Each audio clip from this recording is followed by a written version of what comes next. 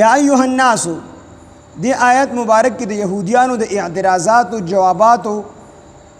یهودیانو چې کوم اعتراضات کړي دي دغه جوابات مو شو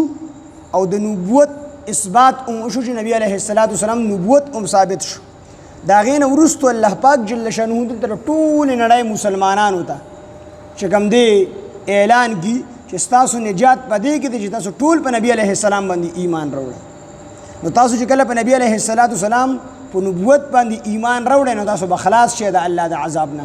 ورنه کو تاسو ایمان نه رانوړو نو تاسو به د الله په عذاب کې گرفتار یې. یا ایها الناس ای خلکو قد جاءکم په تحقیق سره راغلی دی تاسو ته الرسول رسول یعنی محمد صلی الله علیه وسلم بالحق په حق سره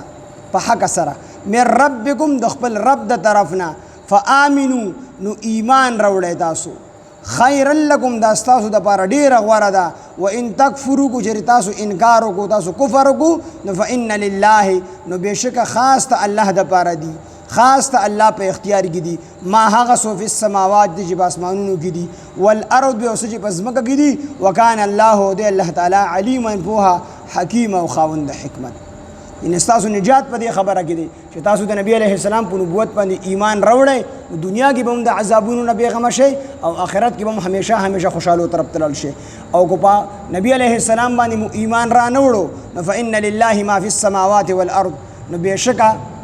د زمکو د اسمانونو او په دې کې چې څومره سيزونه دن دي د ټولو اختیار الله سره نو الله در باندې دنیا کې هم عذاب راوستلی شي او آخرت کې به همیشه د برپا عذابونه کې